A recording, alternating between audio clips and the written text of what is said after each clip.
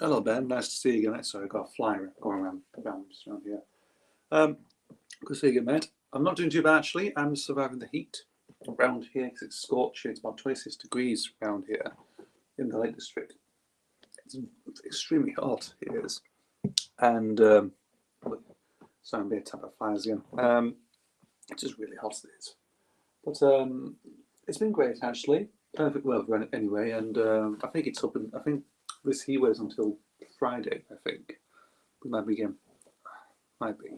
Who knows? But at the moment, it's nice. It's wonderful.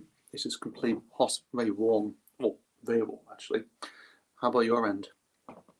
Why did you start live streaming an hour early? I just really felt like actually see if we'll make a bit of change. Really, you know, see if this still works out. I could probably maybe do it earlier instead of 8:30. It's just something different, really. DVD film blog, hello again, mate. Nice to see you again. It's just a bit of a change. I think it's just a change, really, just to start early. Really. I don't know, but who knows? I know I didn't do one yesterday. Yeah, stating the obvious, it's fucking boiling. Absolutely, it is boiling. 26 degrees from my end. So, how about your ends? Whereabouts is it? Complete boiling. I mean, very sunny, humid, just complete. Hell, really, to be honest. I've been stuck in the oven like a turkey, that sort of thing. Just to clarify, I didn't do yesterday because I was doing badminton with a couple of mates, which we've all been doing actually as a weekly thing. Actually, we did it for 2 weeks in a row anyway, so maybe next week as well. I won't be able to do Tuesday, so maybe Wednesday will have to be the next one, maybe the current one for the time being. I think. Very sunny and very humid. God, I can tell you. I'll tell you what I got actually. I can show it now actually. This is something I got from Pound Stretchers just yesterday. I'll bring it here.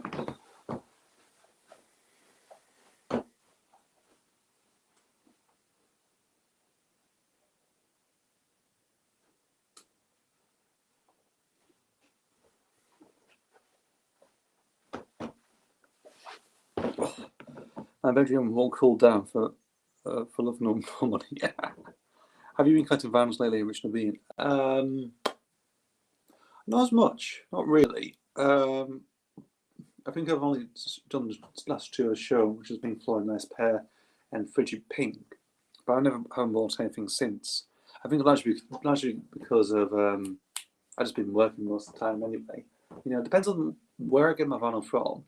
They open on certain days, and those certain days I'm working. I am, so I can't really basically, can't see it go there really as much. I think largely, I think one actually, what was I going to say? Well, most of them I really couldn't do anyway. It depends on if they were closed or not for a bit of time. It depends what certain days are open really. But that sort of thing. At least I'll get some use out of the weather because I'm currently working from home because my manager's got COVID. Oh yeah. Honestly, people's getting COVID. Well, at least home comforts, I would say. I got this from Pound Stretchers just yesterday.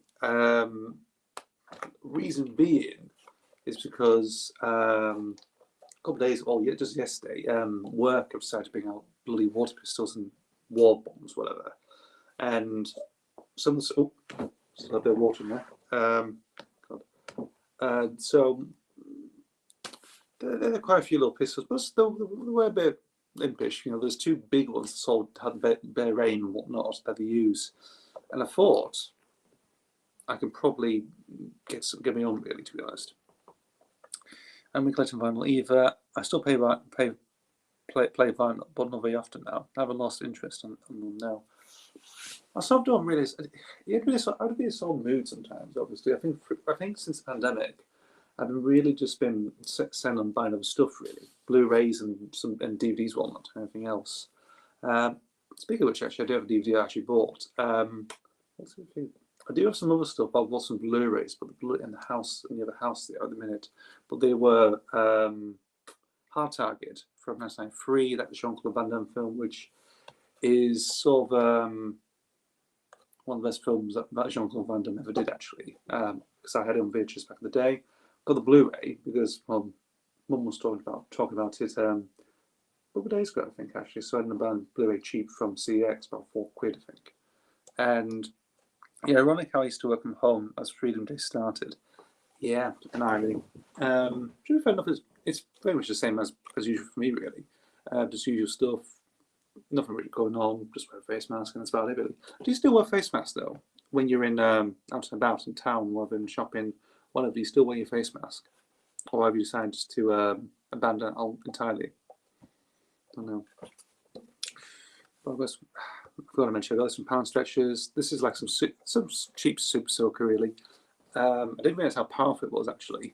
Hard Target, I must believe, John Woo's first English film. That's true, actually, yeah, because I think the previous film we did before was Hard Boiled, of course, and that's Hong Kong, that is. And yeah, Hard Target was his first English language film. Yeah, yes. I still have I do still have the masks. Yeah, I've still got mine as well. I still got a black mask. I do, and just go into supermarkets. Whatever. I think he's just being cautious. Really, that's the main thing. That's really what I'm, because I think everyone's still unsure really about what's going on. Obviously, John Cummins is shitting on Boris Johnson. I actually watched a little bit of the snippet of the interview just today, just see what he was talking about and stuff like that. And he mentioned about his bloody wife trying to get rid of them, like Cummins, all the stuff, of course. And actually, this would have been January, I think, it's around January last year, I think, during the elections, whatever. But his wife tried to get rid of them all, and they just felt like, oh fuck it, we'll try and get rid of Boris and try and dump, obviously didn't work out as such, and that was sort of what he revealed. And I think they're like days, or maybe it's like sort of for days or whatnot, I don't know, during the elections or whatnot. It's a strange thing really, but it's interesting with him, like speaking all this sort of stuff and actually dishing the dirt on the Prime Minister. It's interesting. You sort of think like you'll probably lose faith in Johnson anyway. I think it was sort of done anyway.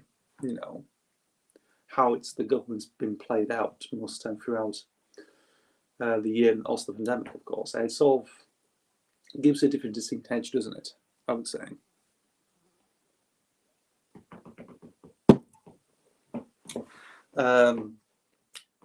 So just going back to Hard Target, of course, so obviously got that. And the other thing I also got was the Lost Boys trilogy.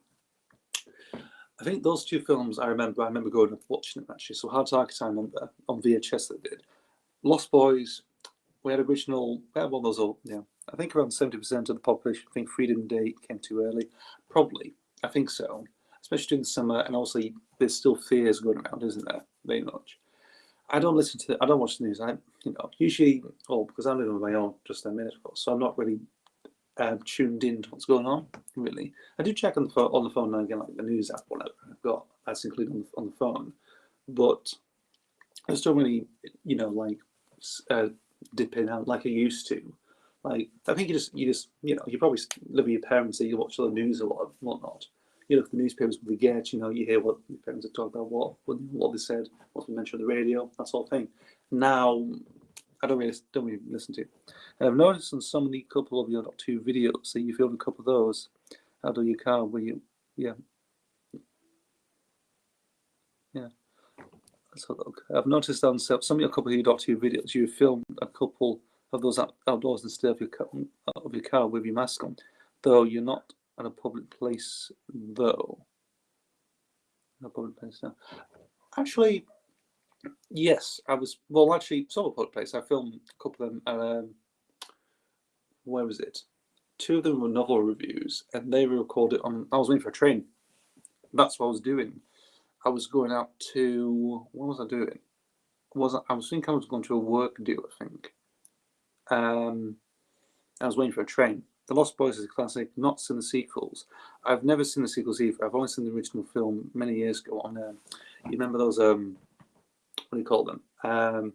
Original DVD cases. Those cardboard ones. You have like a little plastic catch on them. With me, it's pretty much just news highlights from everywhere. Yeah, it is. I just really don't tune into the news, whatever. It's like I'm sick of it, so I just don't listen anymore. Of course, you know, obviously you might get some advice from other people, that sort of thing, and but I just really don't care anymore. Really, you know, I'm not one of those people who probably goes against anything. It's like I don't wear a mask, of course. I don't, you know, rather not get vaccinated or whatnot. You know, I'm wear a mask. I am vaccinated anyway, and both injections. Well, not, but I don't know. But I'm not that sort of, you know, that sort of person. But you sort of lose faith in it. Really, it's like I just see it's Boris Johnson's propaganda bloody phase or whatever. Like, you know, for being prime minister or something. Really. Just going back to your mention before with Ben Freeman mentioning, I was waiting on train really. So they were filmed at a railway station. I was busy waiting. I got bored. I had like half an hour to wait for, so I decided to just quickly assemble 2 videos together, really. And there we go. That's about it, really. The news is boring, depressing. Yeah, I think depressing is sort of the more boring. I don't know. Depressing's, you know, depressing. You have to get by the depressing part first, really.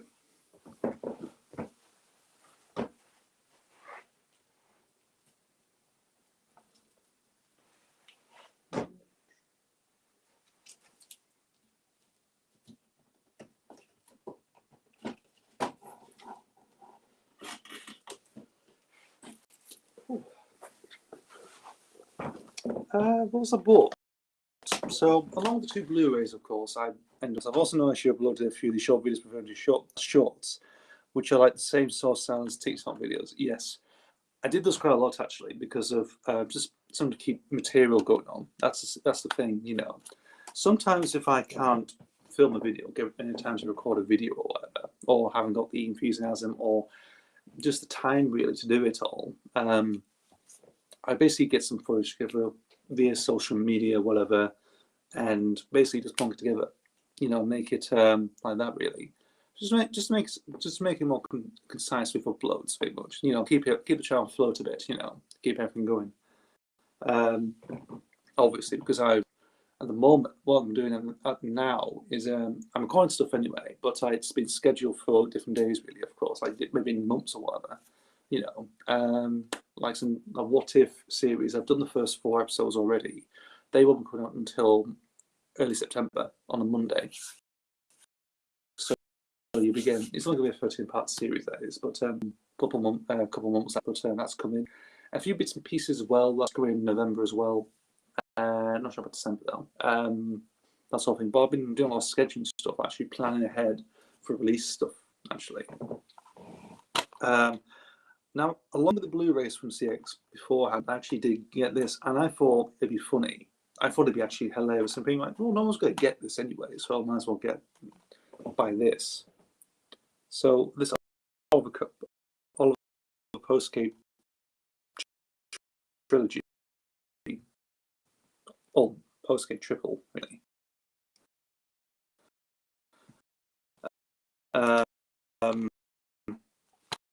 Yeah, I thought it'd be freaking hilarious. Actually, no one else is going to buy it. £6 it cost me. They did £6, but yeah, not too bad actually. I'm not sure about the DVDs themselves. I never actually played these yet. I might do. Who knows? If I get bored of it. Indeed.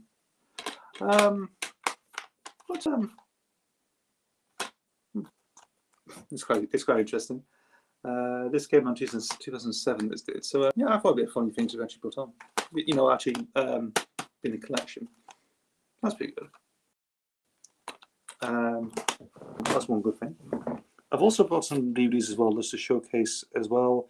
I think I did some of these like in last year, whatever. Obviously, this is me going for my phase of buying stuff from eBay, whatever. You know, back when lockdown was still an ingoing thing, really, at the time. So, but at least got some good quality entertainment out of it, really. I do recommend checking this out if you're a horror fan. Yeah, I've ordered Oh Lucky Man on DVD because it was a price I was willing to pay. That's pretty good. I never heard of actually that. Oh Lucky Man. I never heard that actually. Believe it or not. I don't think I've heard of this as well. Actually, this TV series. I can do a little something about this actually, because it's actually a pretty good series actually, which was introduced by my mother actually.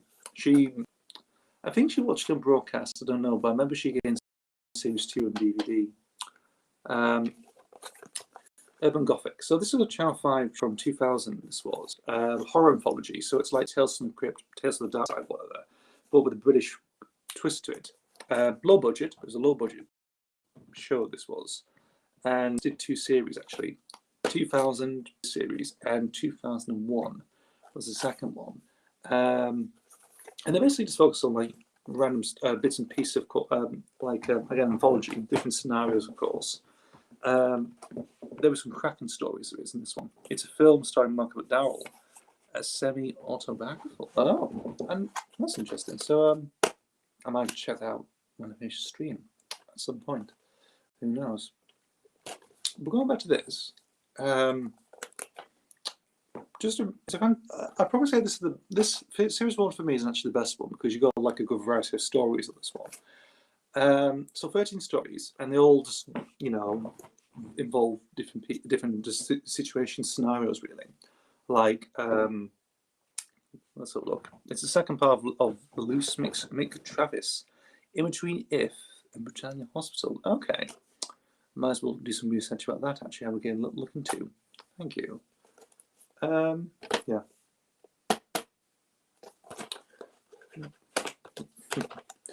But this was a really good series, because I remember I recently watched these actually at a point actually, and decided to really get into it, you know, because, you know, actually I might as well binge watch the series really, and I ended up really enjoying this. I think I'm only halfway through the series, but I've seen quite a couple actually, and I remember a YouTuber called Diamond Hagen actually did the whole thing. She did both series, just 2 reviews. You can still watch on YouTube actually. What she did, and yeah, I thought it was just like, you know, really good. I think this encapsulates the anthology stuff better in this series. Series 2, I'll get into series 2 a little bit later, but there are some brilliant stories on it. Like there's a brilliant one involving a documentary crew following a vampire around called Rex, I think he's known as. It goes around Soho, and it just, you know, talks about his life and whatnot. He goes around, even takes on a few victims in alleyways and nightclub toilets and whatnot. You know, it's like, and he's sort of like, you know, this life I have to leave, and he's busy sucking, like he hates it, but he has to do it. It's really fantastic stuff, that is. Really highlighted that one.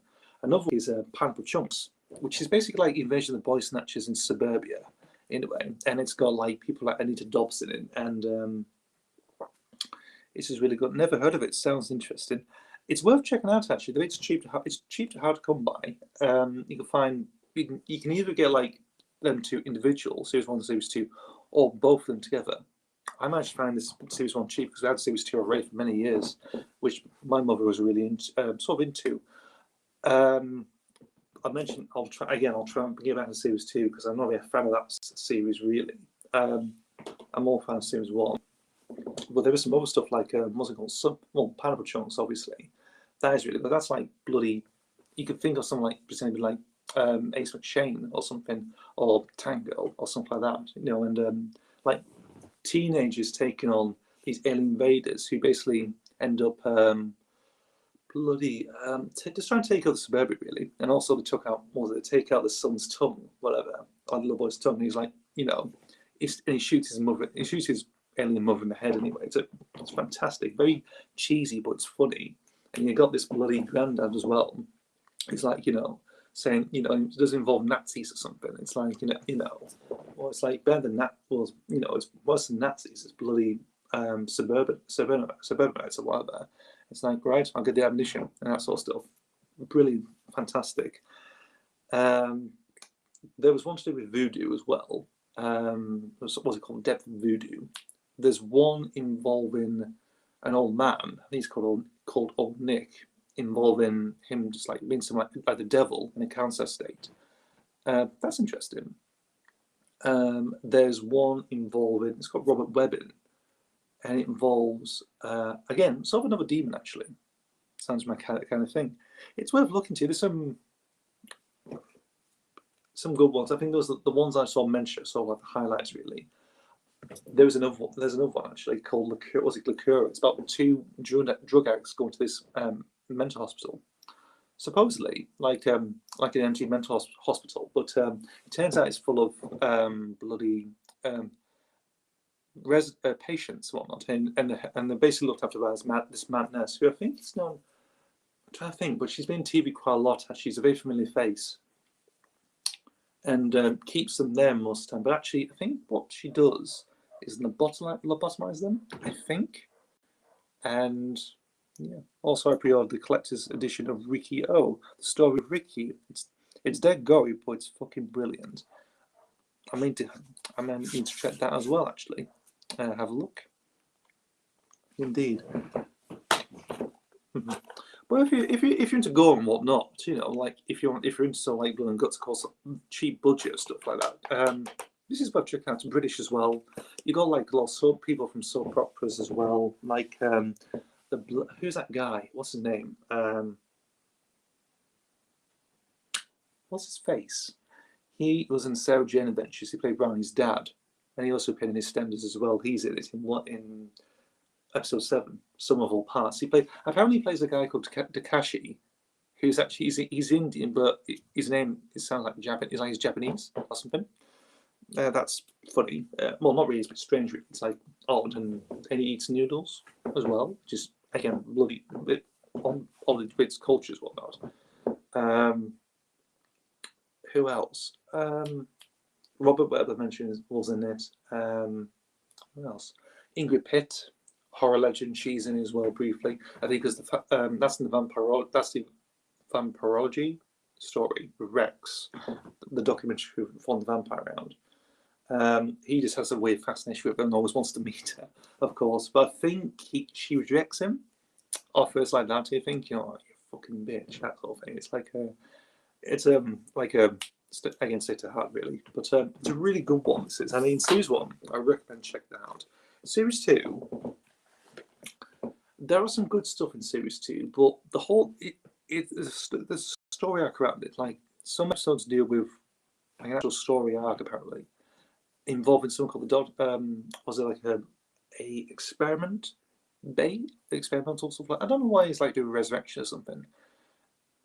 Dollhouse, I think it's known as. I don't really know, but you have standalone episodes like Sandman about like various people touch a truck for 24 hours, and if they sleep, they lose. So you got people. I think that's like like wannabe strong men. Someone who actually attempts to listen to Lord of the Rings for 24 hours as well. And going now, I'll see you next week. Best of luck, Ben. We'll see you next week, mate. Probably the next Wednesday, I would say. I'll let you know anyway. Yeah, so like some New Zealander trying to listen to Lord of the Rings, while just like, minding the business and touching the truck, whatever. And someone using voodoo, apparently. But also you got the Sandman as well, this guy in some like wooden mask going around gouging people's eyes out. It's strange, actually. The opening scene, I remember, involves a kid not sleeping, and he's under covers and whatnot. And it's like a cold open, and he sees the Sandman, of course, and he ends with his eyes taken out. A little kid, about 7-8-year-old, gets his eyes taken out. Oof. Obviously they all get taken out, of course, and someone's arm gets severed, of course. Like you think, oh, someone's won, and everyone's dead. It's strange. It is. It's one of those things. And another one I remember is called was it Necromancer? It's known as. Involves a girl who falls in love with this guy who works in a morgue, but he sees him making out with corpses, and he thinks, oh, I should become a corpse then, and she ends up using voodoo and black magic and stuff, and basically still living as immortal, but ripping her organs out as well, and leaving them in a bathtub, whatever. It's, and obviously, kids with revelation, like, I'll become a corpse for you. It's like, well, no, I don't really love you anymore. You're not very attractive anymore. And that's sort of like, that just, takes it to a whole different level, that does. What else was there? An Eater, that was one. That's like a shape-changing cannibal in a police station. That was something. But most of the stories on that one just do a story arc. Like, you know, you get like, it's like with some series, of course. Like, you have some good standalone episodes, but the whole stuff is hampered by this plot, you know, this ongoing arc throughout the stories. And bear in mind, series 1 has 13 episodes. I've read Milk of Paradise, and I got a real potential. It's got real potential with a little tweaking. That's okay. That's my first. Well, that's my first time ever writing a script, because that was to do with Farrell's Features, which was done by Billy Garrett John, and he put out a little advert looking for new writers, like new writers on, and I dusted off this old story that I saw had sort of before, and just thought, you know, because it's obviously meant to be like to do with a new Doctor or something, and I decided to just like maybe use that actually for the base of the story. I've got chosen like out of the over 60 stories I would have chosen, which I've, you know, still have obviously some, you know, roundabout really. Obviously it was like just like a little spec script, like a little scene really. Now it's like you just email off really. Funny enough, he never came back. He never actually answered back or anything else. But it would have been interesting actually. It's an interesting idea because it borrows heavily elements from like Damaged Goods, a Doctor Who novel done by Russ T Davies, which is his very earliest Doctor story, not his scripts like The Long Game or Mind of the Hodiak from the 80s. You know, those scraps, those unreleased or unmade stories that he written in the 80s. Them two. But this story written for Virgin, for Richard Branton's Virgin, when they had the Doctor Who license in the 1990s. And I loved that. That's brilliant novel. It is masterpiece. That is grim as fuck. It is, and adult. So it's basically like that really, but it's set in America. You know, has bit elements of the Lodger as well. Indeed, like the Doctor. You know, entering, you know, like just like going undercover, and basically end up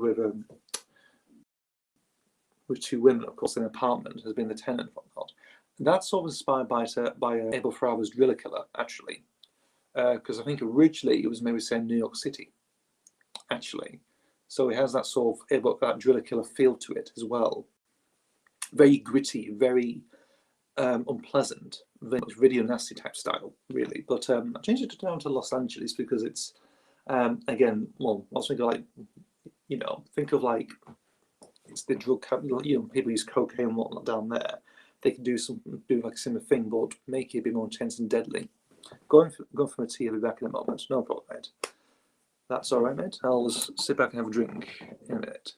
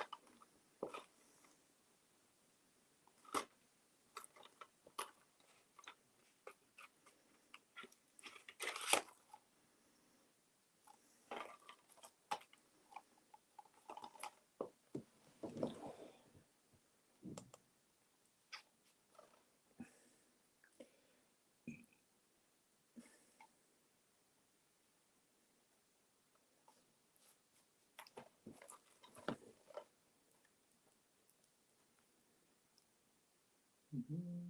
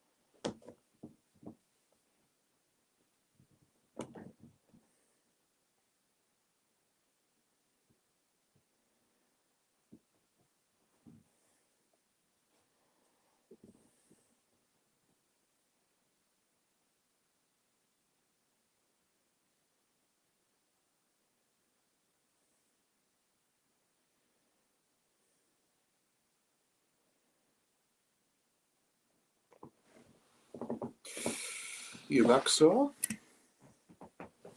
Good to see you back. It's been about a couple of years. I think it's about a year actually since I last saw you. Time goes fast. Oh. We're waiting for the days to wilt. And, you know, watching the leaves turn brown. And it's all heaven again.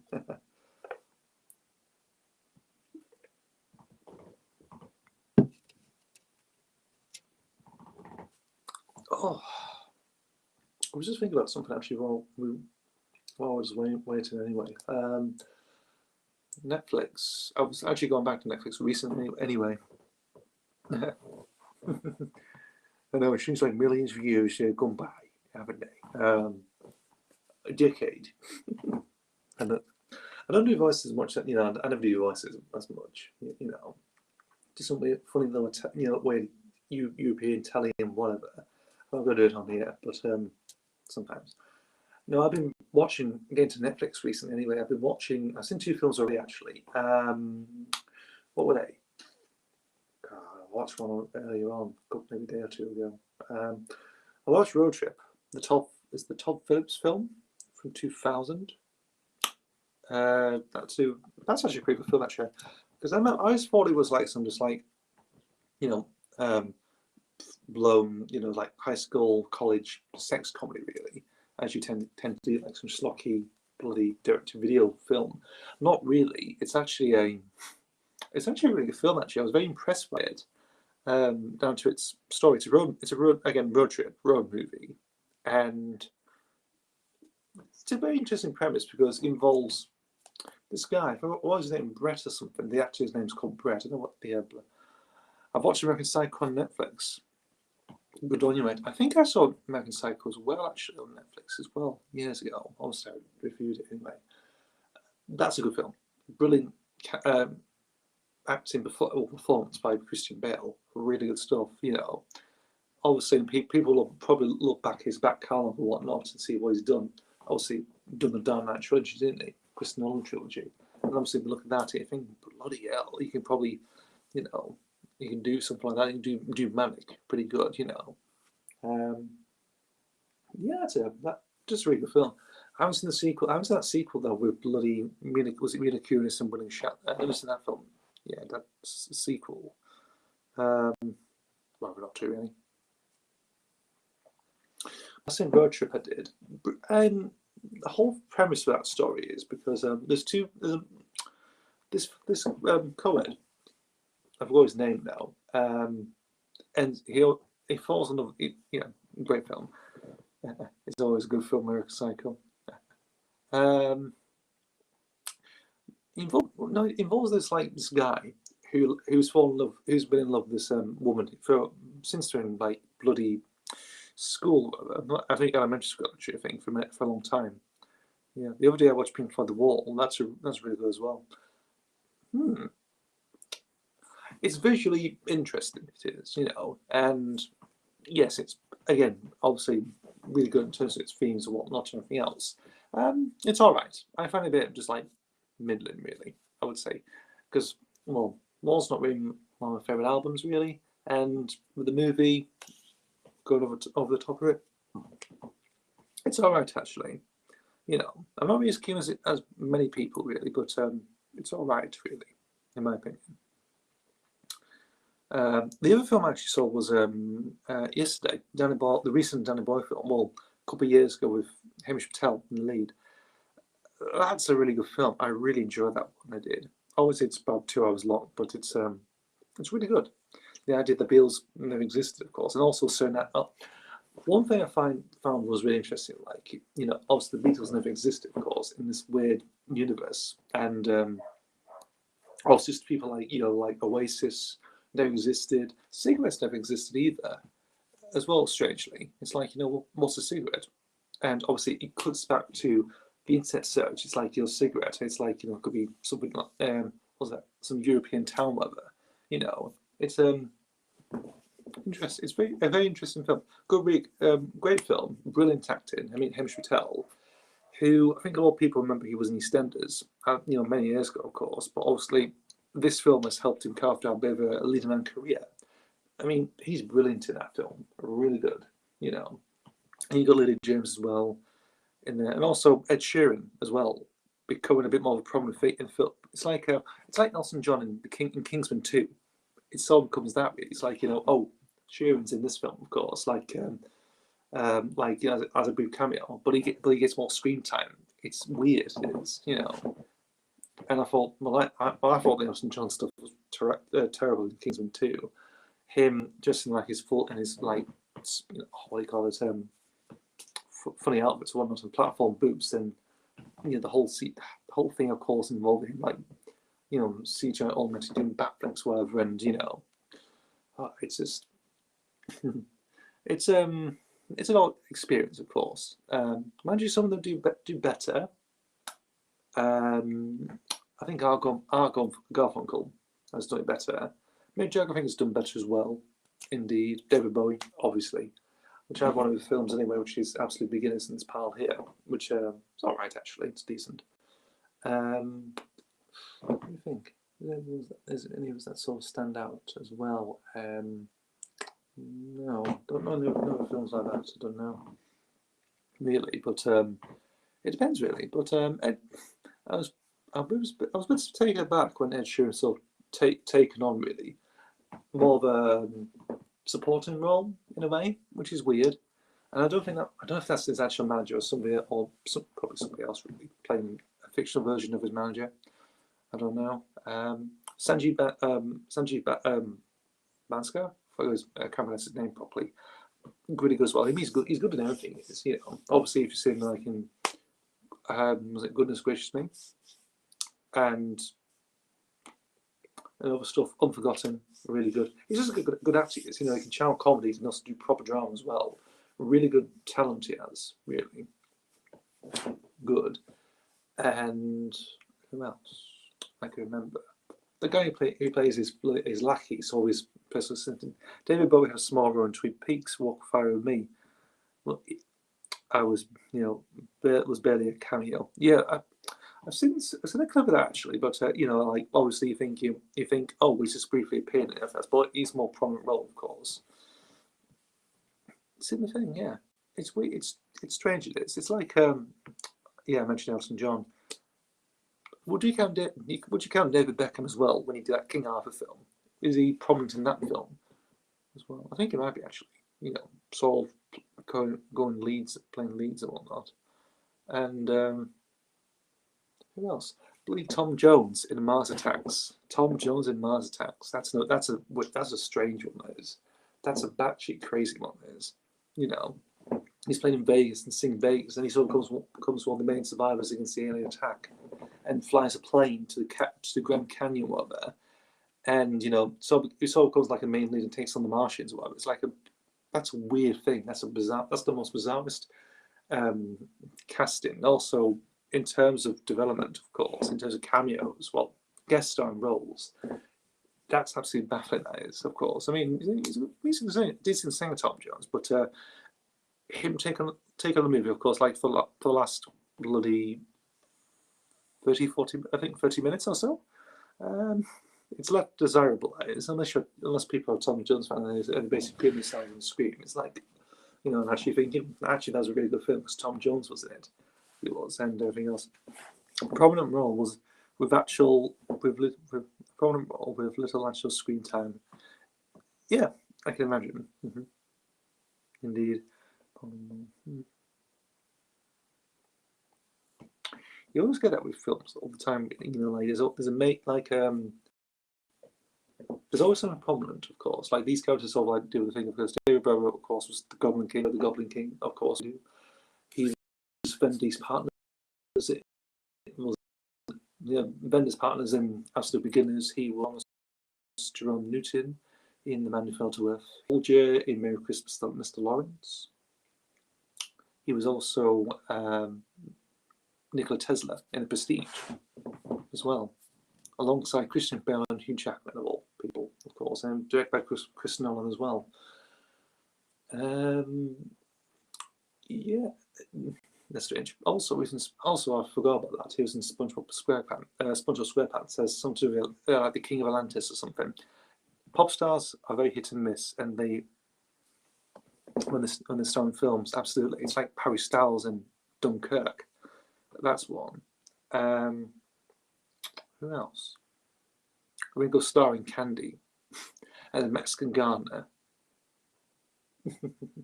That's another one. What else? Who else? Bloody hell.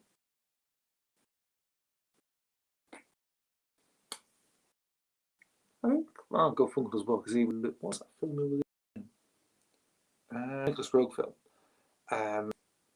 Always tend to cast pop stars in his films. Really, that's interesting.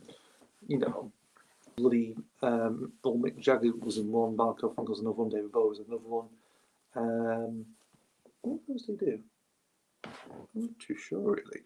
Yeah, I'm losing track of course. Yeah, a SpongeBob episode, which was a bloody musical, yet David Bowie never didn't think he had a song. That's criminal. That was absolutely criminal. Unless that he had his decision anyway. Unless he, you know, unless he, you know, I feel like I'm on the contract. You know, I just want to do this voice part. I don't want to do this singing and everything else. I think like being attached to a children's property, like a cartoon children's property or something. You know, I don't know really, but. I think he did do a song he did for the Rugrats movie, I think. One of the Rugrats movies. He did a song for one of them, actually. Well, I can remember. And, well, I think that's one, I think one thing, yeah.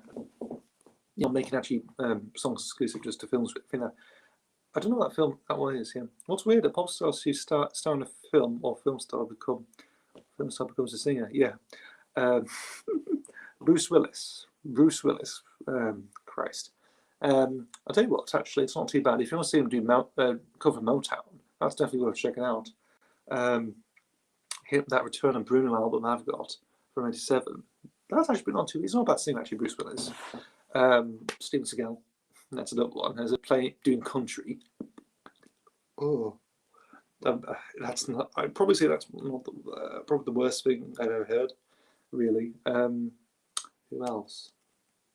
I mean, you got Johnny Depp doing the Hollywood Vampires with Alice Cooper. That's something. Keanu Reeves, he was in Dogstar. He was a bass player in Dogstar. Was it Dogstar? I think it was Dogstar. He was a bass player in it. Was. And someone called Becky, but he's always been a bass player. Yeah. Movie stars, you get missed careers always get great sources of comedy. Always good. Yeah, they do actually. Yeah, it depends actually. Some of them actually do pretty well actually in terms of things really. It's like John Johnson, a pretty good singer actually. I mean, like just the one hit with Heartbeat really, but that's again pretty good. Who else? John Johnson was. Joe Pesci is fucking brilliant. He did Wise Guy in Christmas. Did Wise Guy in Christmas song? Did he really? Christ. Oh God. I tell you what, Jeff Goldblum's actually no bad singer actually. Very jazzy, very slow crooner. But it's good actually because I do want one of his albums. I think it's the other one with the Maria Snitcher Orchestra, and he sings some like bloody hell. I think his last track actually. He mainly does like piano stuff really, but he does sing a few songs. He does. Although Joe Pesci was a lounge singer before that. I did not know that. I didn't know Joe Pesci was a lounge singer. I never knew that. Oh God. I wonder if he's still doing that now. Like he's not really doing much films anyway. He's probably going back to lounge singing really, doing like back his home, his city or the city where he resides at. Probably just does that in bars really, just for fun really.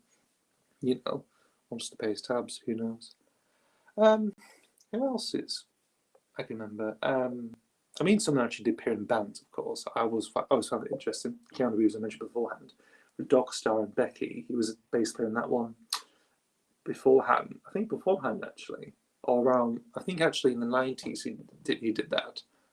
90s, early 2000s he sort of did. Pierre Capaldi, he was in a punk band, he was. Dream Boys with Craig Ferguson in that one. And I think someone else, like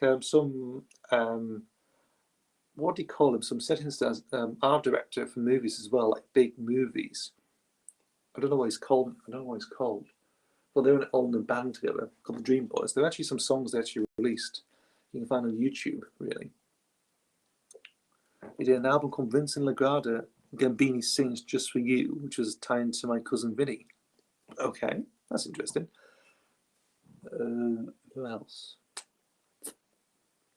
Who else? I'm trying to think who else actually ever sung. I think. I also had to check it out. Also, yeah.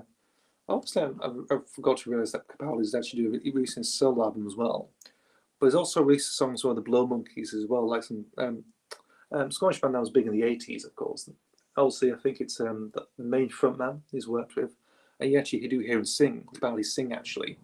He's actually not a bad singer, actually, I have to admit. His singing voice is actually, it's interesting, yeah, but it's not bad. It's not bad at all, actually. I've got, I'll have to look out for you. I'll be back one sec.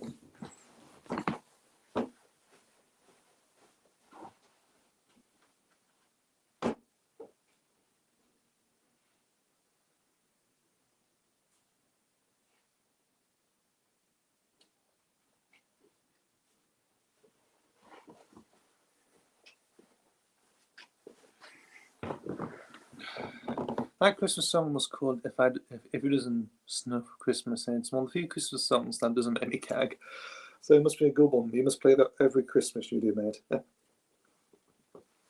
Where was that song I was looking for?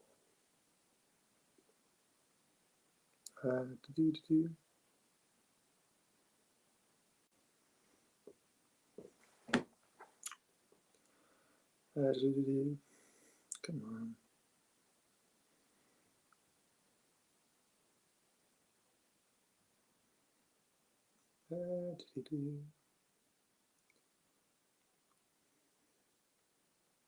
Because I remember he did that actually, and what's that song called?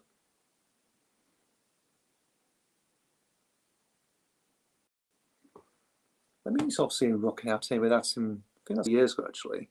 He was doing that, but yeah, performing with a band called the Blow Monkeys, he was. But he did release something else as well.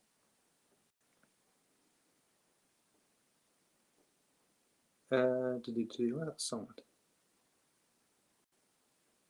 I think I found it now. Central Pop.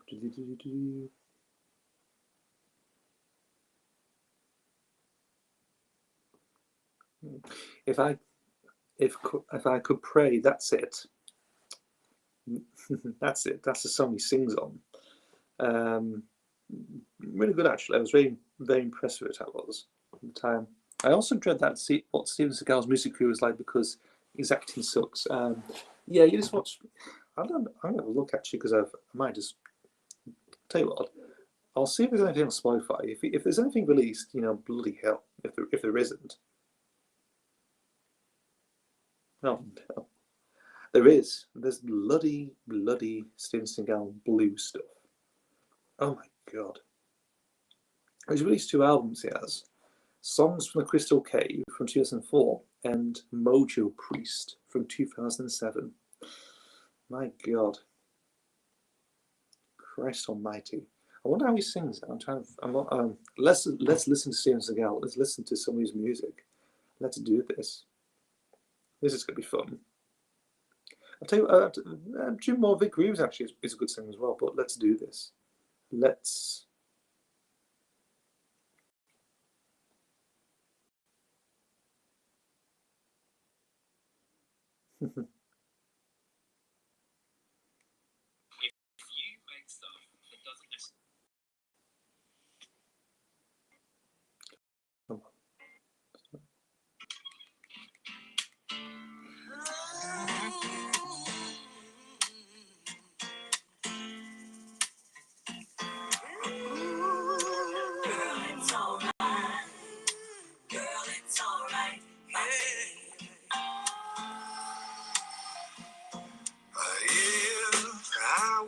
Say that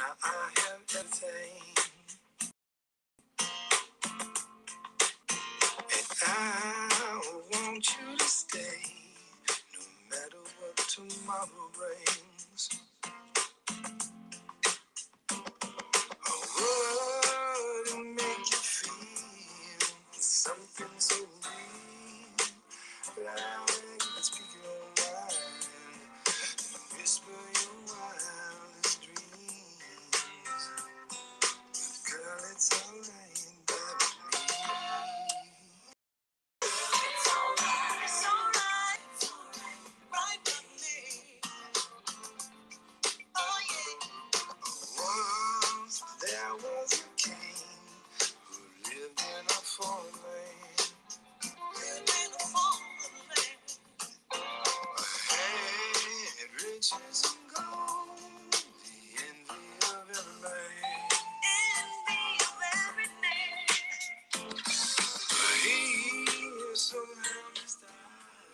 that was called Girls. So that was called Girl, It's Alright. This one, Don't You Cry.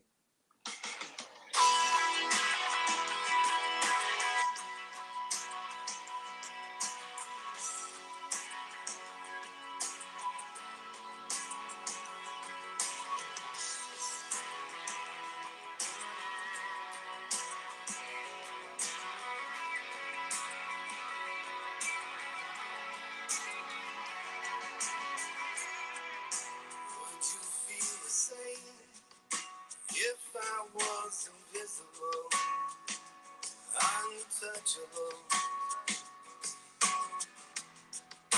would you call my name? If you no longer see my face, I won't cry. I'll be in the ocean, I'll be in the sky, I'll be here forever, don't you cry. There's no separation between you and I. I'll be here forever, don't you Look up an old sketch from Mad TV called Stephen Carell's Crouching Cups, Hidden Badges. It's fucking hilarious. The actor plays Stephen is brilliant. Let's have a look. Well, I've got it here now, so yeah.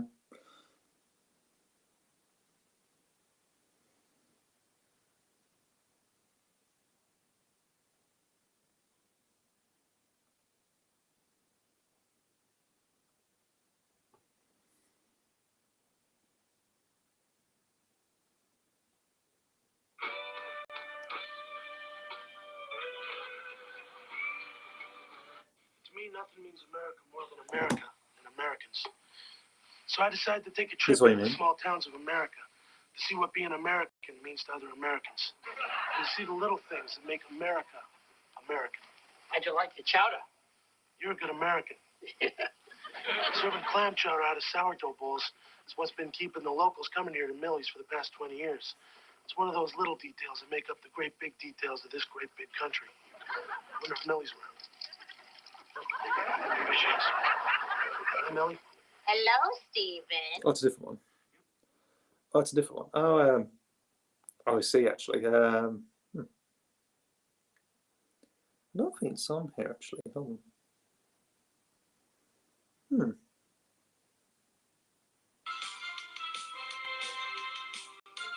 Hey, what the heck are you doing? I thought we were chatting just then. I'm Mary Hart. Welcome back to Entertainment Tonight. Well, hold on and say, hey, what the heck are you doing? I thought we were chatting. I see. I don't think it's on here, but I can have a look check anyway. Depends where it is.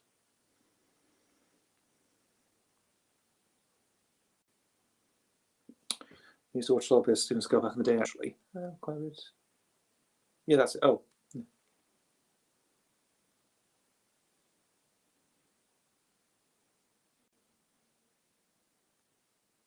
Thought we were chatting just now. Yeah. I'm Mary Hart. Welcome back to Entertainment Tonight. Well, hold on and say, hey, what the heck are you doing? I thought we were chatting just now. Hi, I'm Steven Seagal. I may hate people that pretend to chat with me, but what I don't hate is making good movies. So I guess I'll talk about the movie I'm making right now. It's called Crouching Cops, Hidden Badges. It's way better than that other movie that crouches and hides. Oh, what's that, Mary?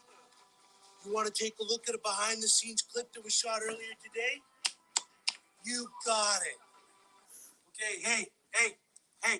All right, in this shot, I'm gonna use my magic to run up that wall and then jump up over the roof. Okay, great. Hey, can we get those wires in here, please? Whoa, hey. Who said anything about wires?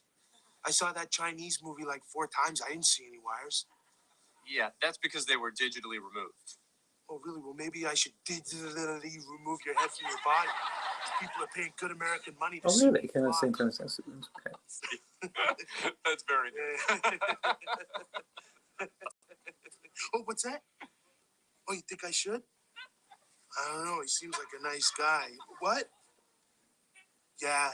You know, he makes a good point. Making yourself fly is the hardest kind of acting there is, because everybody on the set's got to believe in you. But there's always that one scumbag that doesn't believe.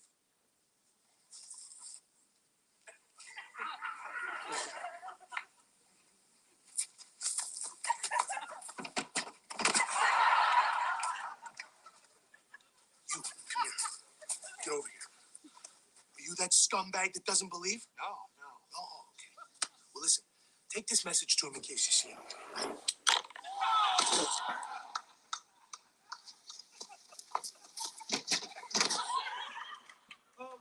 Okay. I love a dead long ponytail he gave him, yeah. I think back in the early days he did have a long ponytail, I would say. That is pretty hilarious. That's really good, that is. Christ. I used to remember when they did the bloody animated I've seen those quite a few times, my god. They were I don't know if you've ever seen these actually, but the Steven Seagal show, that's it. But I think it was like Flash, yeah, that's it. I remember this. This I used to see in quite a bit actually many years ago.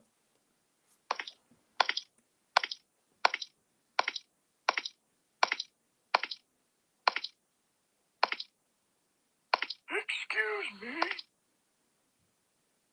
Do you know what time it is?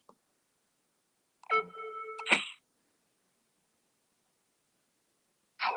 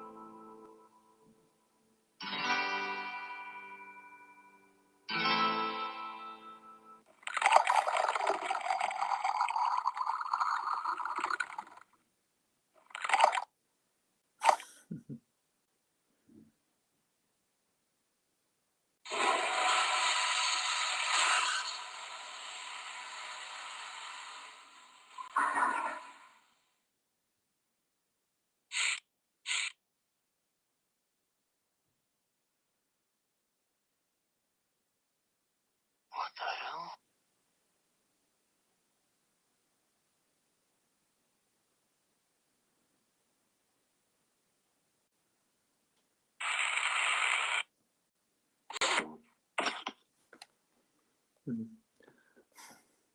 Yeah. Oh, he's all get. Yeah, I remember this. Yeah.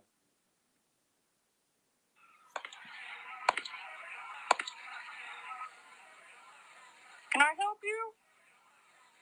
I ordered this without onions. You put onions on it. I want a refund. I'm sorry, sir. There's nothing I can do. I want a refund.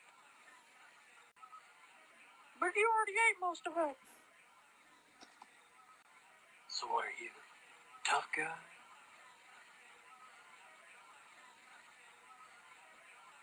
You want me to get the manager? Oh, you just shut the fuck up and give me a goddamn refund. I can't do that, sir. The hell you can't. Hey, that was uncalled for, mate. Yeah? What are you gonna do about it?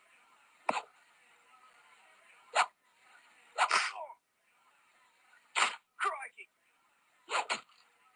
No worries. Hey, he killed Paul Hogan. Get that big ugly bastard.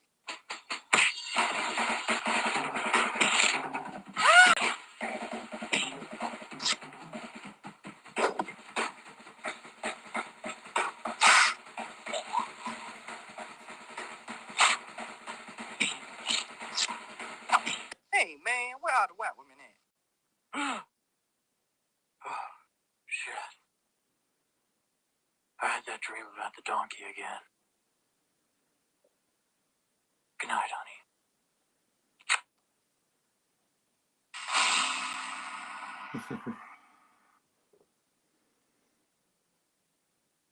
Still good, those. I might as well show you the third one as well. I think they only ever did 3 that did.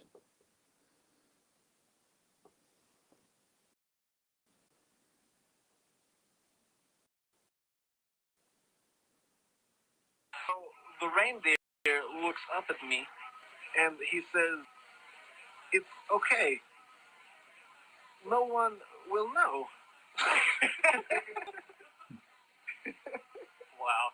Mr. Walken, you never cease to scare the living shit out of me. Yeah, I've done things with reindeer that most people only dream about.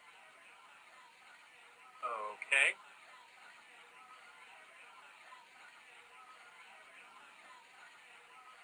Look, fellas, I've got to get going here.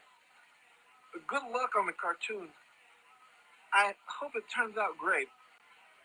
And hey, try and squeeze me in there somewhere, you know, maybe at the beginning or something.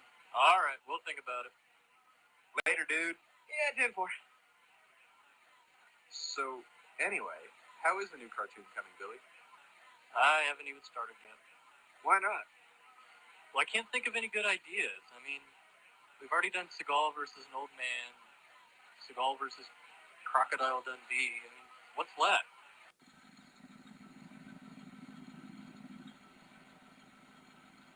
All right, that'd be $11.13.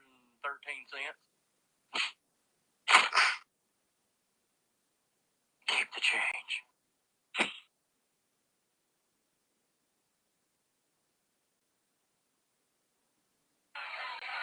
I guess I just need some kind of inspiration or something. I haven't seen that. You know, I just need something to crash through that damn window and smack me in the face.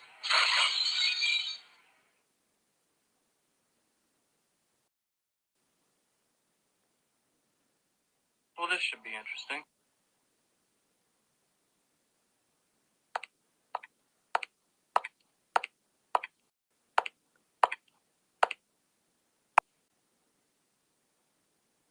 Well, looky what we have here.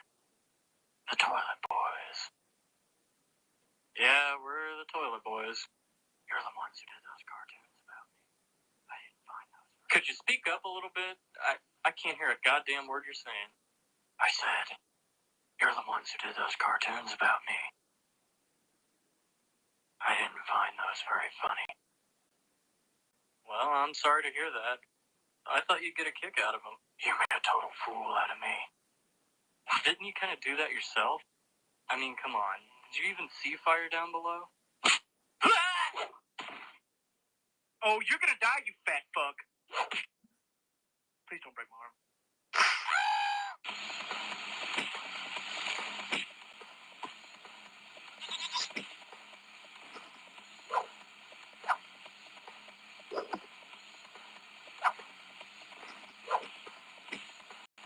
Yo, die, motherfucker!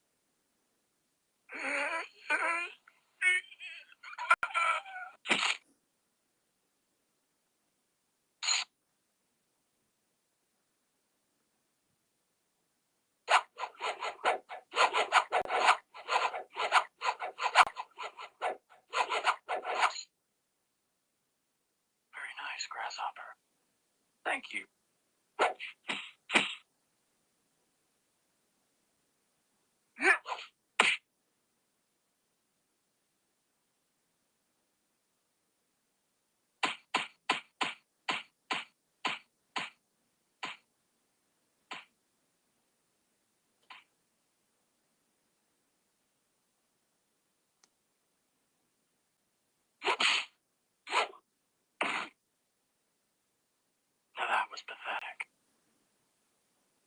Is that all you got, candy ass?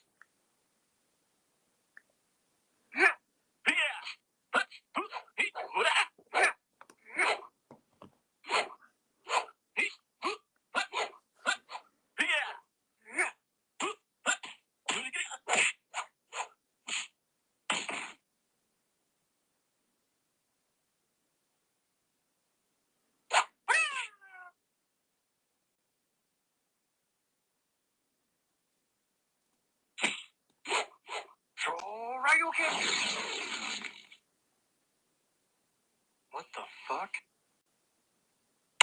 Shit!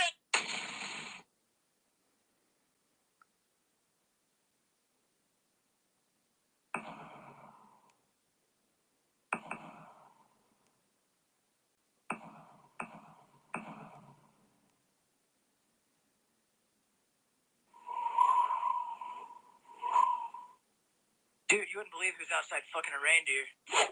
Holy shit!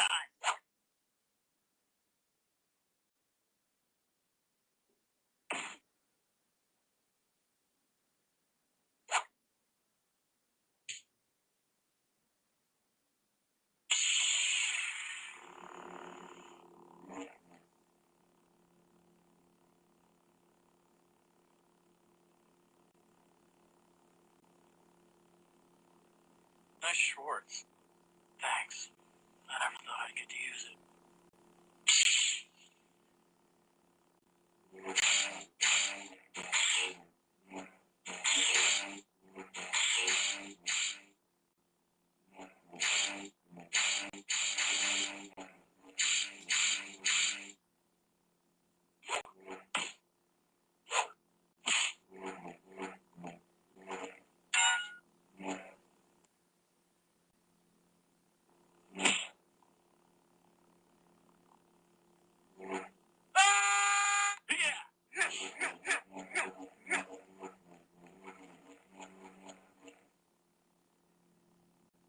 Oh, for fuck's sake.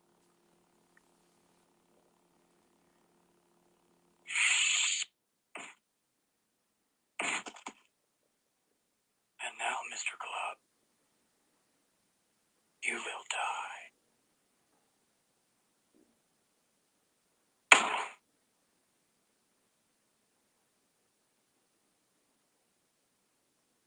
Mommy?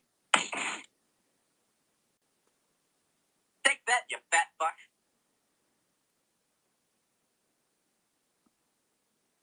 Oh my god, it's Steve Buscemi. What the hell are you doing here? I thought you could use another fucking cameo. Works for me. Look at that poor bastard. That's another name to scratch off my fucking list.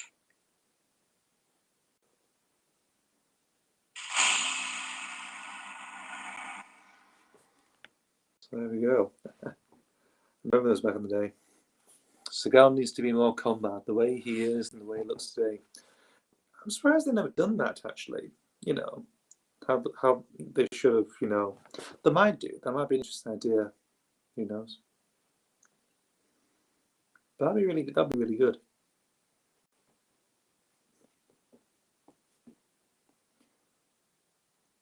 That'd be fascinating.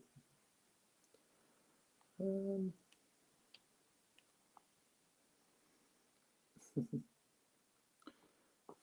was really trying to think of something else that was. There was meant to be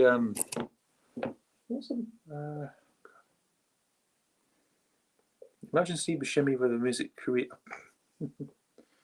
I really can't imagine that. I don't know. I'll tell you what, I can bring it up.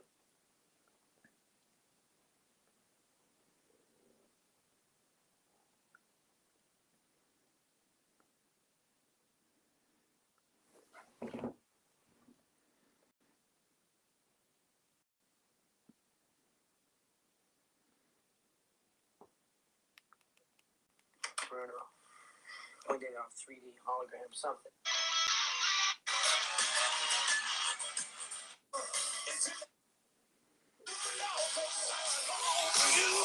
There we go.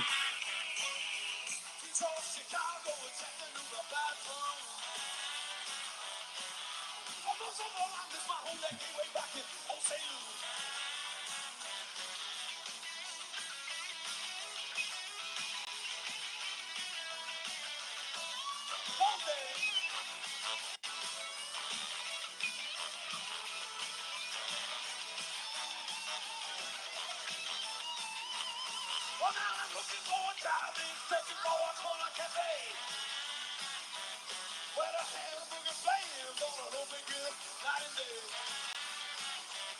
And the jukebox blasting a song back in the USA.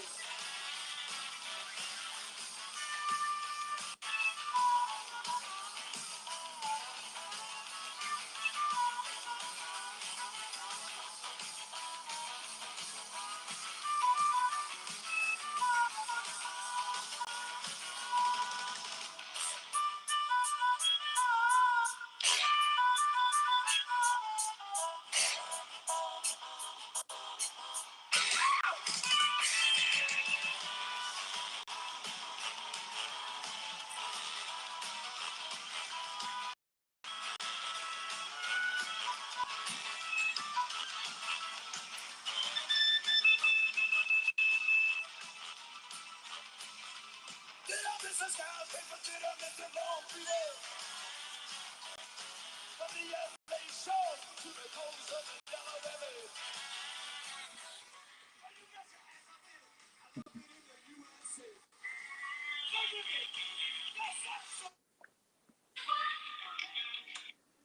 So that was Bruce Willis. There's another one. Nothing is more addictive than the past. Reminiscence.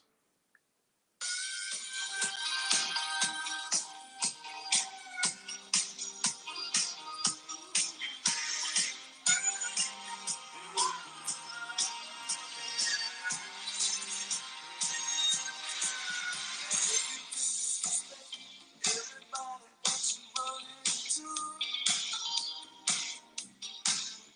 I know why do you think everybody's supposed to respect you? If you don't give a heck about the man with the Bible in his hand, you're just get out the way and let the gentleman in. You become a gentleman and walk everything that way.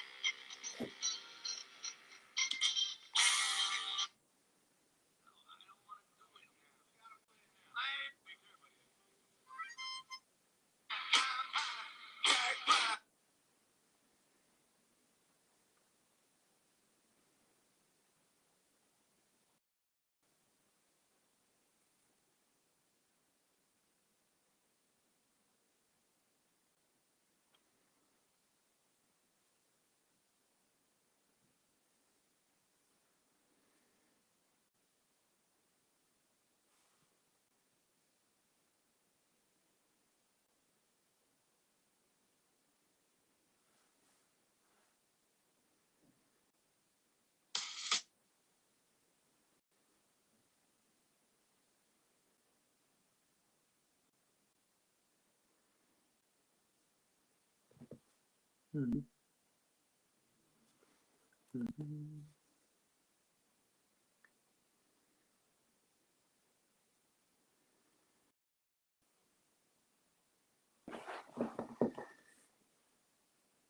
The first track is helpful help from the people as a wood chipper. That's pretty good. That's good.